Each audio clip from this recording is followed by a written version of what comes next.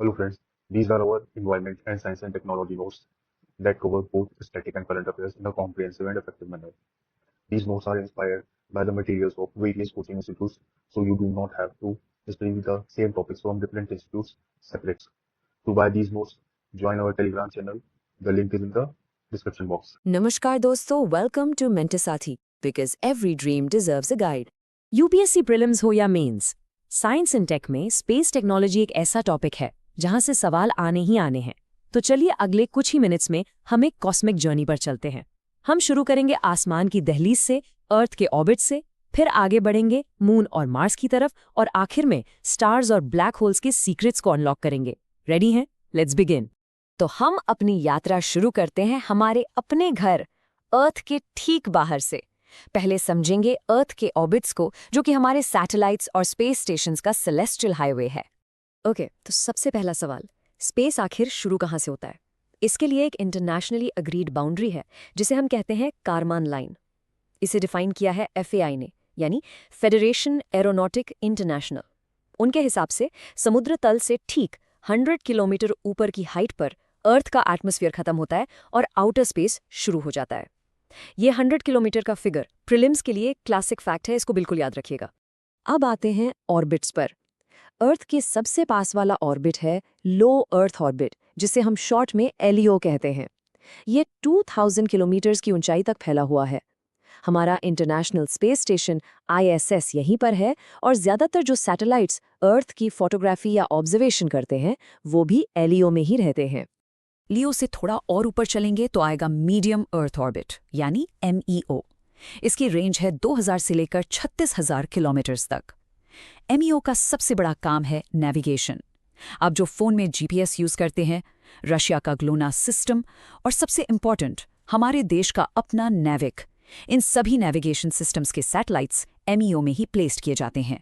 और सबसे दूर लगभग 36,000 किलोमीटर की एक फिक्स्ड हाइट पर है जियो स्टेशनरी ऑर्बिट, यानी जियो। ये ऑर्बिट कम्युनिकेशन और वेदर मॉनिटरिंग के लिए परफेक्ट है।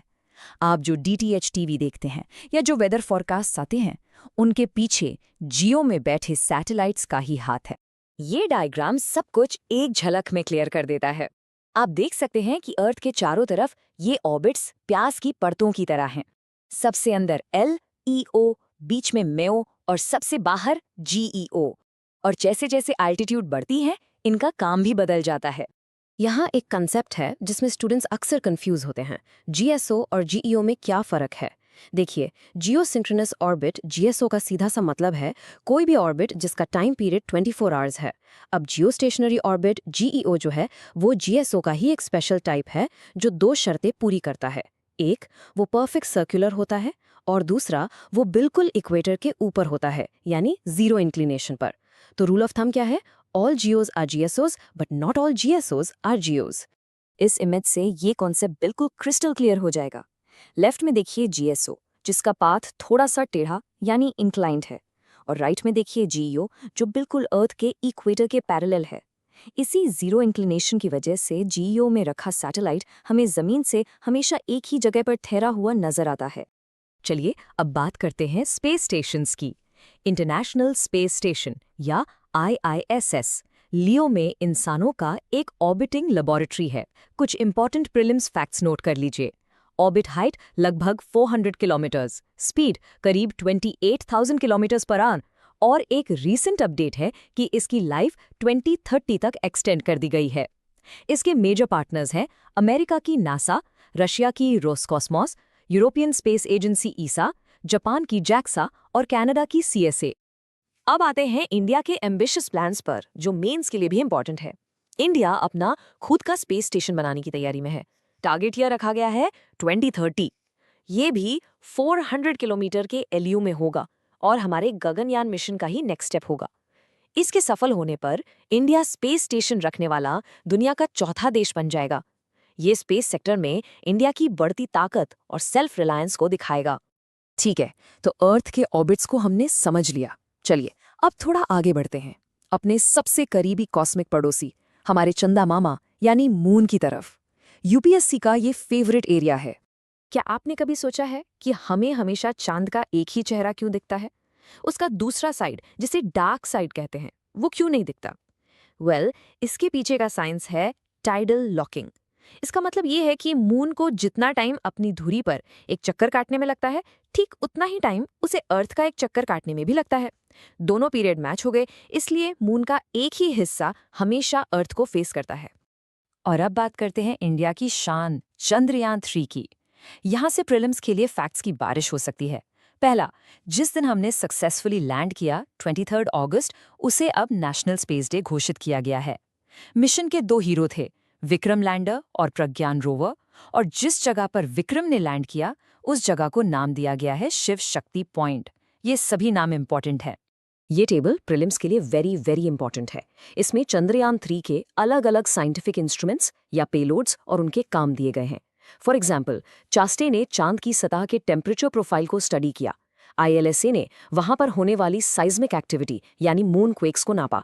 रोवर पर लगे APXS और लिब्स ने वहां की मिट्टी में कौन कौन से एलिमेंट्स हैं इसकी जांच की। एक बार इस टेबल को आराम से देखिएगा, मैच द फॉलोइंग टाइप का क्वेश्चन यहां से बन सकता है।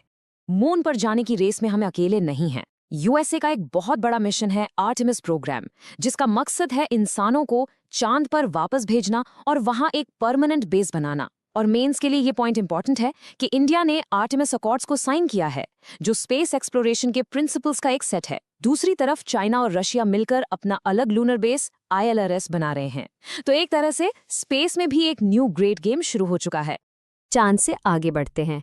हमारा अगला स्टॉप है द रेड प्लैनेट, मंगल ग्रह यानी मार्स। इसरो सहित दुनिया भर की स्पेस एजेंसीज के लिए ये हमेशा से एक फैसिनेशन रहा है। मार्स पर अभी भी कई मिशंस एक्टिव हैं।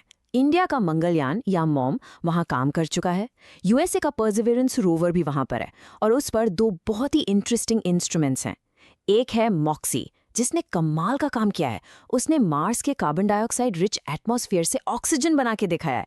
सोचिए, फ्यूचर में एस्ट्रोनॉट्स वहीं पर सांस लेने के लिए ऑक्सीजन बना सकते हैं। दूसरा इंस्ट्रूमेंट है शर्लॉक, जो ऑर्गेनिक कंपाउंड्स को ढूंढ सकता है, जिससे वहां लाइफ के साइंस मिलने की उम्मीद बढ़ जाती है। हमने अपने सोलर सिस्टम की सैर कर ली, लेकिन यूनिवर्स तो इससे कहीं ज्यादा बड़ा है। ये तारों से, गैलेक्सी से भरा पड़ा है। तो चलिए अब हम अपनी नजर दूर तक ले जाते हैं और समझते हैं कि ये तारे, ये स्टार्स, इनका जन्म और मृत्यु कैसे होती है। ये एक बहुत ही फंडामेंटल कॉन्सेप्ट है। हर स्टार की एक लाइफ साइकिल होती है। ये शुरू होती है नेब्यूला से, जो गैस और धूल का एक बहुत बड़ा बादल होता है। ग्रेविटी इस बादल को इकट्ठा करती है और एक प्रोटोस्टार बनता है। जब इसके सेंटर में टेम्परेचर और प्रेशर बहुत ज्यादा हो जाता है तो हाइड्रोजन फ्यूजन शुरू हो जाता है और एक तारा यानी मेन सीक्वेंस स्टार पैदा होता है। करोड़ों साल बाद जब उसका फ्यूल खत्म होने लगता है, वो फूलकर रेड जायंट या सुपर जायंट बन जाता है और फिर आती है उसकी अंतिम अवस्था। अब सवाल उठता है कि स्टार का अंत कैसे होगा। इसका जवाब छिपा है उसके मास यानी उसके वजन में। इस ग्राफिक को देखिए। जो छोटे कम मास वाले स्टार्स हैं वो आखिर में एक वाइट ड्वार्फ बन जाते हैं, लेकिन जो बड़े मैसिव स्टार्स हैं उनका अंत एक भयंकर धमाके से होता है जिसे सुपरनोवा कहते हैं। और उस धमाके के बाद जो बच जाता है वो या तो एक न्यूट्रॉन स्टार होता है या फिर आखिर में एक ब्लैक होल। और यहीं पर एंट्री होती है एक great Indian scientist Subrahmanyan Chandrasekhar के दिए हुए कॉन्सेप्ट की, चंद्रशेखर लिमिट। ये लिमिट बताती है कि एक वाइट ड्वार्फ स्टार का मैक्सिमम मास कितना हो सकता है। अगर स्टार के कोर का मास इस लिमिट से ज्यादा है तो वो वाइट ड्वार्फ नहीं बन पाएगा, वो ग्रेविटी के कारण आगे कोलैप्स हो जाएगा। और ये है वो ऐतिहासिक नंबर 1.44 सोलर मासेस, यानी हमारे सूरज के मास का 1.44 गुना। इस वैल्यू को अपने दिमाग में लॉक कर लीजिए। UPSC प्रीलिम्स में ये नंबर डायरेक्ट पूछा जा चुका है और आगे भी पूछा जा सकता है। ये एक नोबेल प्राइज विनिंग डिस्कवरी है दोस्तों, इसे हल्के में मत लेना। तो आज हम निकलने वाले हैं एक कॉस्मिक जर्नी पर, ऐसी जर्नी जिसमें हम समझेंगे एस्ट्रोफिजिक्स को। और हाँ, ये टॉपिक आपके UPSC प्रीलिम्स और मेंस दोनों के लिए बहुत ज़रूरी है। तो हम शुरू करेंगे एक बहुत ही फंडामेंटल, एक बहुत ही बुनियादी सवाल से कि आखिर एक तारा, एक स्टार जन्म कैसे लेता है और फिर उसकी मौत कैसे होती है। चलिए इस रहस्य से पर्दा उठाते हैं। ओके, तो सबसे पहले हम बात करेंगे एक स्टार के जीवन चक्र की, उसकी लाइफ साइकिल की। देखिए, ये टॉपिक UPSC का फेवरेट है। बार बार यहाँ से सवाल आते हैं, इसलिए इसके हर एक स्टेप को बिल्कुल ध्यान से समझना है, ठीक है? सोचने वाली बात है, एक स्टार को इतनी सारी एनर्जी मिलती कहाँ से, है ना? इसका जवाब है एक प्रोसेस में जिसका नाम है न्यूक्लियर फ्यूजन। इसको आप स्टार का इंजन समझ लीजिए। होता क्या है कि स्टार के कोर में प्रेशर और टेम्परेचर इतना इतना ज्यादा होता है कि हाइड्रोजन के एटम्स आपस में जुड़ जाते हैं, फ्यूज हो जाते हैं और बनाते हैं हीलियम। और इस प्रोसेस में जबरदस्त एनर्जी रिलीज होती है। अब देखिए ये पूरा सफर शुरू कैसे होता है। ये शुरू होता है एक नेबुला से, जो कि गैस और डस्ट का एक बहुत बड़ा क्लाउड होता है। ये क्लाउड अपनी ही ग्रेविटी के कारण सिकुड़ने लगता है और जन्म देता है एक प्रोटोस्टार को। फिर जब इस प्रोटोस्टार के कोर का टेम्परेचर 10 मिलियन डिग्री सेल्सियस तक पहुंच जाता है ना, तभी न्यूक्लियर फ्यूजन शुरू हो जाता है। और बस यही वो मोमेंट है जब एक असली स्टार बनता है। वो अपनी स्टेबल लाइफ शुरू करता है एक मेन सीक्वेंस स्टार की तरह, बिल्कुल हमारे सूरज जैसा। और आप जानते हैं, एक स्टार अपनी लाइफ का लगभग 90% टाइम इसी फेज में बिताता है, जब तक उसका हाइड्रोजन फ्यूल धीरे धीरे खत्म ना होने लगे। चलिए अब आगे बढ़ते हैं। जब एक स्टार का ज्यादातर फ्यूल यानी हाइड्रोजन जल जाता है, तब उसके अंत का समय आता है। उसका एंड गेम शुरू होता है। लेकिन उसका अंत कैसा होगा, ये सिर्फ और सिर्फ एक चीज डिसाइड करती है, उसका मास, उसका द्रव्यमान। याद रखिएगा, ये कॉन्सेप्ट आपके मेंस के लिए एब्सोल्युटली क्रूशल है। तो यहाँ से ना स्टार की किस्मत के दो अलग अलग रास्ते निकलते हैं। पहला रास्ता है कम मास वाले स्टार्स के लिए, जैसे हमारा सूरज। ये क्या करते हैं, पहले ये फूलकर एक रेड जायंट बन जाते हैं, फिर बहुत आराम से अपनी बाहरी लेयर्स को स्पेस में छोड़ देते हैं, एक ब्यूटीफुल प्लैनेटरी नेबुला के फॉर्म में। और पीछे जो बच जाता है वो है एक बहुत ही डेंस कोर, जिसे हम कहते हैं व्हाइट ड्वार्फ। सिंपल। लेकिन जो बड़े मैसिव स्टार्स होते हैं, उनकी मौत बहुत ड्रामेटिक होती है। वो बनते हैं रेड सुपर जायंट्स और फिर एक जोरदार धमाके में फट जाते हैं। उस धमाके को कहते हैं सुपरनोवा। और इस एक्सप्लोजन के बाद जो बच जाता है वो या तो एक एक्सट्रीमली डेंस न्यूट्रॉन स्टार होता है, या फिर यूनिवर्स का सबसे बड़ा मिस्ट्री, एक ब्लैक होल। तो साफ शब्दों में कहें तो छोटे तारे धीरे से बुझ जाते हैं और बड़े तारे एक ग्रैंड एक्सप्लोजन के साथ खत्म होते हैं। और बिल्कुल इसी पॉइंट पर एक बहुत ही इंपॉर्टेंट कॉन्सेप्ट आता है, जिसको आपको प्रीलिम्स के लिए बिल्कुल रट लेना है। ये है चंद्रशेखर लिमिट। नाम से ही पता चल रहा है, इसे Indian American astrophysicist Subrahmanyan Chandrasekhar ने डिस्कवर किया था। अब ये लिमिट है क्या? देखिए, ये लिमिट बताती है कि एक व्हाइट ड्वार्फ का मैक्सिमम स्टेबल मास कितना हो सकता है।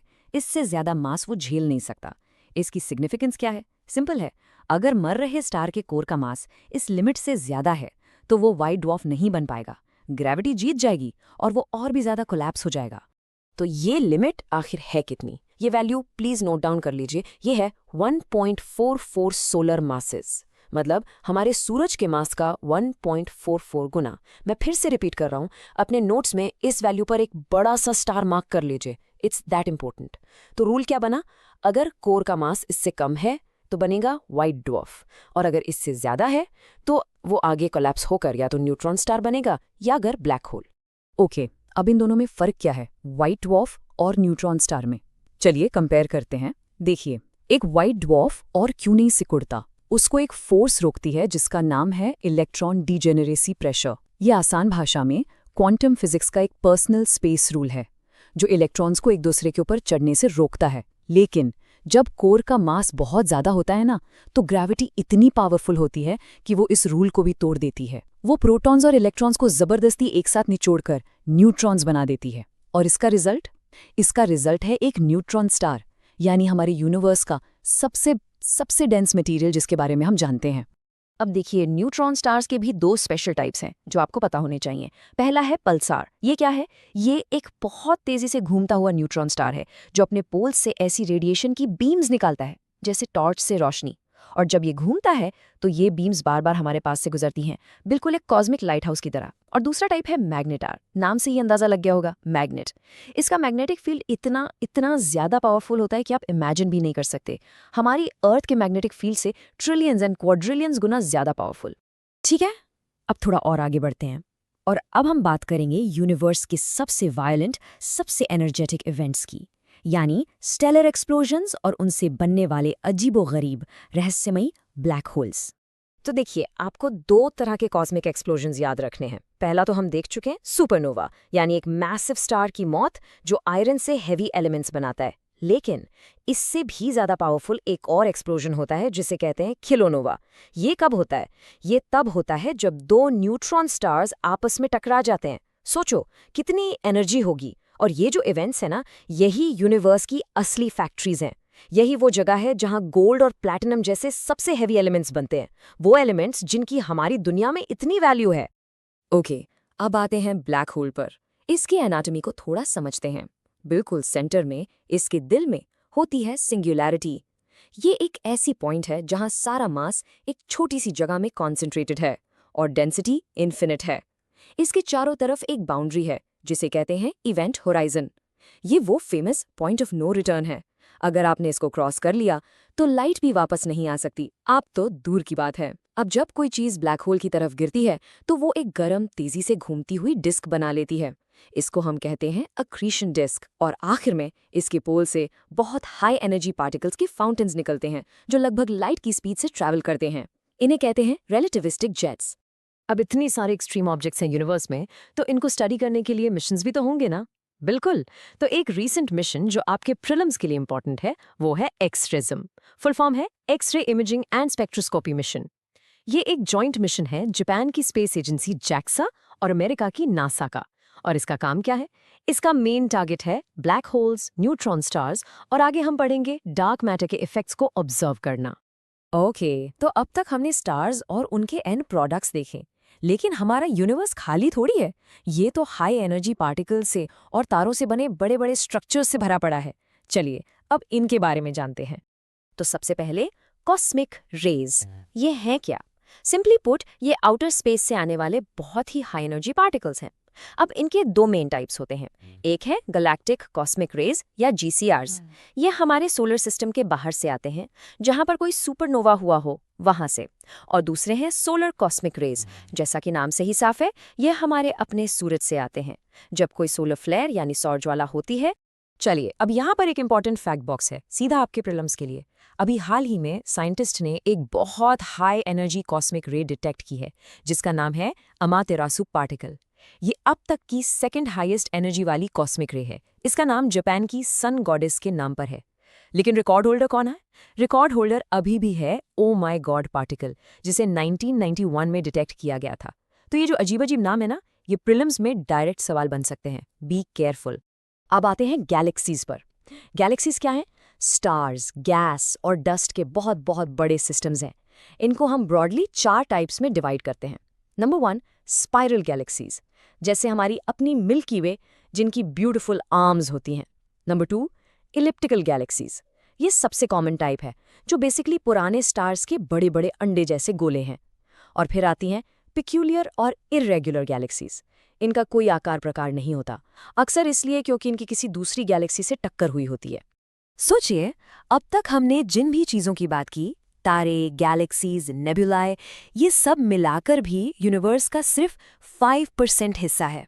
सिर्फ 5%। तो बाकी 95% क्या है?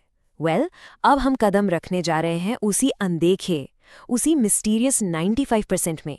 हम बात करेंगे डार्क मैटर और डार्क एनर्जी की। तो ये डार्क मैटर, इसको हम देख तो नहीं सकते, फिर पता कैसे चला कि ये है? हम इसकी ज़बरदस्त ग्रेविटी को फील कर सकते हैं एक इफेक्ट के जरिए जिसका नाम है ग्रेविटेशनल लेंसिंग। इसके बारे में सबसे पहले आइंस्टाइन ने बताया था। इमेजिन कीजिए, एक बहुत दूर का ऑब्जेक्ट है जैसे क्वेज़ार। उसकी लाइट हमारी तरफ आ रही है। रास्ते में एक बहुत बड़ी गैलेक्सी है। अब इस गैलेक्सी की ग्रेविटी इतनी ज्यादा है कि वो एक लेंस की तरह काम करती है और उस क्वेज़ार की लाइट को मोड़ देती है, बेंड कर देती है। तो जब हम अर्थ से देखते हैं, हमें वो एक क्वेज़ार 4 अलग अलग इमेजेस में दिखता है उस गैलेक्सी के चारों तरफ। इसी ब्यूटीफुल इफेक्ट को आइंस्टाइन क्रॉस कहते हैं। और हाँ, मेंस के लिए ये कॉन्सेप्ट बहुत बहुत इंपॉर्टेंट है। देखिए इस स्लाइड को, ये एक रियलिटी चेक है। ये जो छोटा सा हिस्सा है, लगभग 5%, ये है वो सब कुछ जो हम देखते हैं, स्टार्स, प्लैनेट्स, आप, मैं, सब कुछ। फिर ये जो 27% है, ये है डार्क मैटर। ये वो इनविजिबल ग्लू है जो गैलेक्सीज को आपस में बांध कर रखता है। और फिर मैसिव 68%, ये है डार्क एनर्जी। एक अजीब सी फोर्स जो हमारे यूनिवर्स को तेजी से फैला रही है, एक्सपैंड कर रही है। तो अब इस पूरे डार्क यूनिवर्स की मैप मेकिंग के लिए, इसको समझने के लिए एक और इम्पॉर्टेंट मिशन है जिसे आपको अपने करंट अफेयर्स के नोट्स में ऐड करना है। इसका नाम है यूक्लिड स्पेस टेलीस्कोप। इसको लॉन्च किया है यूरोपियन स्पेस एजेंसी यानी ESA ने। और इसका 1 पॉइंट एजेंडा क्या है? इसका मकसद है इन्हीं 2 रहस्यों से पर्दा उठाना, डार्क मैटर और डार्क एनर्जी। चलिए अब हम अपने आखिरी सेक्शन पर आते हैं।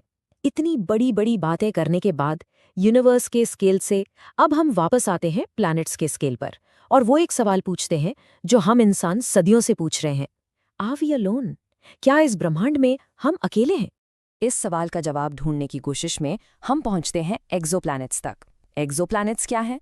ये वो प्लैनेट्स हैं जो हमारे सूरज का नहीं बल्कि किसी और स्टार का चक्कर लगाते हैं। मिशंस जैसे केपलर और टेस ने अब तक हजारों ऐसे प्लैनेट्स ढूंढ लिए हैं, लेकिन इनमें से सबसे स्पेशल कौन से हैं? वो जो अपने स्टार के गोल्डीलॉक्स जोन में हैं, या जिसे हम हैबिटेबल जोन भी कहते हैं। ये वो जस्ट राइट एरिया है जहां ना तो इतनी गर्मी है कि पानी भाप बन जाए और ना इतनी ठंड कि पानी बर्फ बन जाए। यहाँ पानी लिक्विड फॉर्म में रह सकता है, और हम जानते हैं जहाँ लिक्विड वाटर है वहाँ लाइफ हो सकती है। तो चलिए क्लास खत्म करने से पहले एक क्विक रिवीजन हो जाए। हमने क्या क्या देखा? हमने स्टेलर स्केल पर देखा कि स्टार्स न्यूक्लियर फ्यूजन के इंजन्स हैं।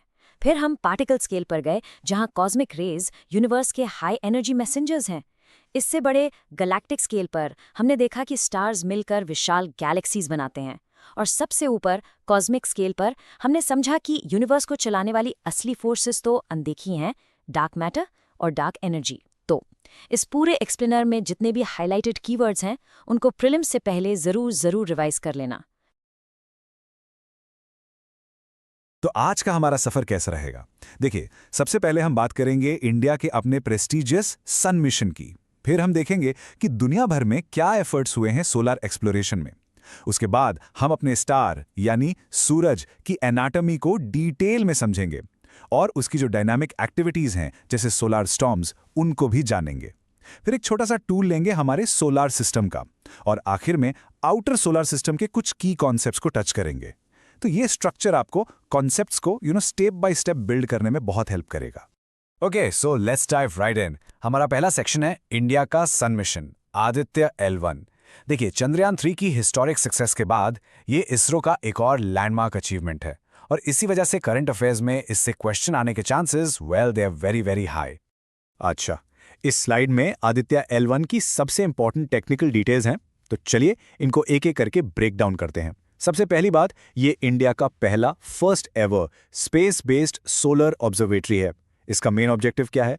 सन के कोरोना को, सोलर विंड्स को और सोलर फ्लेयर्स को स्टडी करना। और इस काम के लिए इसमें टोटल 7 साइंटिफिक पेलोड्स लगे हैं। अब यहां ध्यान रखिएगा, इन 7 पेलोड्स को 2 कैटेगरीज में डिवाइड किया गया है। 4 हैं रिमोट सेंसिंग पेलोड्स जो दूर से ही सूरज को देखेंगे, और 3 हैं इन सिटू पेलोड्स जो वहां मौजूद एनवायरनमेंट को, पार्टिकल्स को डायरेक्टली मेजर करेंगे। लेकिन एक सवाल उठता है, इसको इतनी दूर, अर्थ से लगभग 1.5 मिलियन किलोमीटर दूर, इस L1 पॉइंट पर ही क्यों रखा गया? ऑर्बिट में क्यों नहीं? ये एक बहुत ही इंपॉर्टेंट कंसेप्चुअल क्वेश्चन है जिसका जवाब हम अगले स्लाइड में समझेंगे। तो उस क्यों का जवाब इस कॉन्सेप्ट में छुपा है। ये डायग्राम देखिए। सन और अर्थ सिस्टम में ऐसे 5 स्पेशल पॉइंट्स हैं जिन्हें हम लैग्रैंज पॉइंट्स कहते हैं। सिंपल भाषा में आप इन्हें कॉस्मिक पार्किंग स्पॉट्स की तरह समझ सकते हैं। ये ऐसी जगहें हैं जहां 2 बड़े बॉडीज का, यहां सन और अर्थ का ग्रेविटेशनल पुल एकदम बैलेंस हो जाता है। ये हैं L1, L2, L3, L4 और L5। इसमें से L1 पॉइंट सन और अर्थ के ठीक बीच में है। और यहाँ एक मेमोरी ट्रिक है, याद रखिएगा, L1, L2, L3 unstable points होते हैं जबकि L4 और L5 स्टेबल पॉइंट्स माने जाते हैं। तो आदित्य L1 को L1 पॉइंट के आगे पीछे एक स्पेशल ऑर्बिट में रखा गया है जिसे हम हैलो ऑर्बिट कहते हैं। ये एक 3 डायमेंशनल गोलाकार ऑर्बिट है। अब इसका सबसे बड़ा एडवांटेज क्या है? एडवांटेज ये है कि इस जगह से सूरज पर बिना किसी ग्रहण के, बिना किसी इक्लिप्स के 24/7 कंटिन्यूअस नजर रखी जा सकती है। ये दोस्तों, ये प्रीलिम्स के लिए गोल्डन फैक्ट है, इसको नोट कर लीजिए। चलिए अब आगे बढ़ते हैं। हमारा मिशन ग्रेट है, बट ये अकेले एग्जिस्ट नहीं करता। ये इंटरनेशनल एफर्ट्स की एक लंबी लेगेसी पर बिल्ड करता है। तो तो चलिए देखते हैं कुछ इंपॉर्टेंट ग्लोबल सोलर मिशंस को जो एग्जाम के पर्सपेक्टिव से भी बहुत इंपॉर्टेंट हैं। इस टेबल पर ध्यान दीजिए। प्रीलिम्स में मैच द फॉलोइंग टाइप के क्वेश्चंस यहां से सीधे बन सकते हैं। सबसे पहले है सोहो, जो 1995 में नासा और यूरोपियन स्पेस एजेंसी यानी ESA ने मिलकर लॉन्च किया। फिर है game changer, Parker solar probe, जो 2018 में नासा ने लॉन्च किया और ये सन के सबसे पास जाने वाला स्पेसक्राफ्ट है, इमेजिन। और एक पुराना बट इंपॉर्टेंट मिशन है हेलियोस 2, जो 1976 में नासा और उस वक्त के वेस्ट जर्मनी ने लॉन्च किया था। इनके लॉन्च ईयर्स, एजेंसी और की अचीवमेंट्स तीनों इंपॉर्टेंट है। तो अब तक हम मिशंस की बात कर रहे थे जो सूरज को स्टडी करते हैं। चलिए अब उस ऑब्जेक्ट की ही बात करते हैं जिससे ये मिशन स्टडी करते हैं, हमारा सूरज। सूरज के स्ट्रक्चर को समझना स्पेस वेदर को समझने के लिए बिल्कुल फंडामेंटल है, बेसिक है। ये डायग्राम सन के स्ट्रक्चर को बहुत अच्छे से समझाता है। चलिए इसको अंदर से बाहर की तरफ समझेंगे। बिल्कुल सेंटर में है कोर, जहां पर थर्मोन्यूक्लियर फ्यूजन होता है। यही सन की सारी एनर्जी का सोर्स है। उसके बाहर है रेडिएटिव जोन और फिर है कन्वेक्टिव जोन, जहां से एनर्जी बबल्स के फॉर्म में बाहर आती है। और सन की जो एटमॉस्फेयर है उसके 3 लेयर्स हैं। ये फॉर्मूला याद रखिए। फोटोस्फीयर, ये वो सरफेस है जो हमें दिखती है, प्लस क्रोमोस्फीयर, प्लस कोरोना, जो सबसे बाहरी इथेरियल लेयर है। दोस्तों, सन एक शांत आग का गोला नहीं है, बिल्कुल नहीं। ये एक बहुत ही डायनामिक और एक्टिव स्टार है और इसकी एक्टिविटीज का सीधा असर, डायरेक्ट इम्पैक्ट हमारी अर्थ पर पड़ता है। मेंस के लिए ये सेक्शन बहुत बहुत इंपॉर्टेंट है। तो सबसे पहले समझते हैं कोरोनल मास इजेक्शंस, शॉर्ट में CMEs क्या है। ये सन के कोरोना से प्लाज्मा और मैग्नेटिक फील्ड्स के अचानक मैसिव इरप्शंस होते हैं जो millions of kilometres per hour की स्पीड से स्पेस में ट्रैवल करते हैं। Just imagine the scale of that. और जब ये पावरफुल CMS अर्थ से टकराते हैं तो क्या होता है? ये जियोमैग्नेटिक स्टॉर्म्स क्रिएट करते हैं। इससे हमारे कम्युनिकेशन सिस्टम्स जैसे रेडियो, GPS ये सब फेल हो सकते हैं। बड़ी बड़ी पावर ग्रिड्स कोलैप्स कर सकती हैं। एस्ट्रोनॉट्स और इवन फ्लाइट्स के लिए रेडिएशन का रिस्क बढ़ जाता है। मेंस में डायरेक्ट क्वेश्चन आ सकता है, what are CMS and discuss their impact on space and terrestrial infrastructure. तो यही पॉइंट्स आपको वहां लिखने हैं। अब देखते हैं सन स्पॉट्स। ये फोटोस्फेयर पर दिखने वाले डार्क, ठंडे रीजन्स होते हैं। ये डार्क इसलिए दिखते हैं क्योंकि इनका टेम्परेचर आसपास के एरिया से काफी कम होता है। सोच के देखिए, फोटोस्फेयर का टेम्परेचर है लगभग 5800 केल्विन, जबकि सनस्पॉट्स का सिर्फ 3800 kelvin. That's why they appear dark. इनके डार्क सेंटर को हम अम्ब्रा कहते हैं और हल्का सा लाइटर सराउंडिंग को पिनम्ब्रा कहते हैं। अब ये जो सन स्पॉट्स हैं, इनकी एक्टिविटी 2 इंपॉर्टेंट साइकिल्स फॉलो करती है और इनमें कंफ्यूजन हो सकता है, तो ध्यान से सुनिएगा। पहला है श्वेब साइकिल, जो लगभग 11 साल का होता है। इसमें सनस्पॉट्स की संख्या घटती बढ़ती है। दूसरा है हेल साइकिल, जो ठीक इसका डबल यानी 22 साल का होता है। ये एक कंप्लीट मैग्नेटिक साइकिल है। इसमें क्या होता है कि 11 साल बाद सन का मैग्नेटिक फील्ड फ्लिप हो जाता है।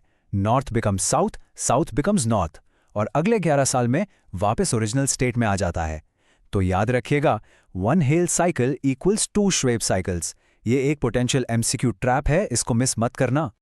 ओके, अब सन से थोड़ा जूम आउट करते हैं और हमारे पड़ोस में हमारे सोलार सिस्टम के कुछ दूसरे इंपॉर्टेंट बॉडीज को एक्सप्लोर करते हैं। चलिए, लेट्स टॉक अबाउट वीनस, शुक्र ग्रह। इसे अर्थ ट्विन भी कहते हैं, मेनली इसके साइज की वजह से। यह हमारे सोलर सिस्टम का सबसे गर्म प्लैनेट है और इसकी एक बहुत ही यूनिक बात है इसका रेट्रोग्रेड रोटेशन, यानी ये बाकी प्लैनेट से उल्टी दिशा में घूमता है।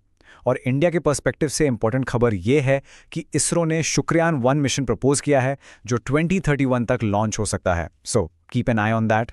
ओके, ये स्लाइड प्रीलिम्स के लिए बहुत बहुत इंपॉर्टेंट है क्योंकि इन टर्म्स में स्टूडेंट्स को बहुत कंफ्यूजन होता है। चलिए इसको क्लियर करते हैं। एस्ट्रॉइड एक रॉकी बॉडी है, सिंपल। कॉमेट आइस से बना होता है जिसकी एक पूंछ, एक टेल होती है। मीटियोरॉइड एक छोटा पार्टिकल है, एस्ट्रॉइड या कॉमेट का टुकड़ा।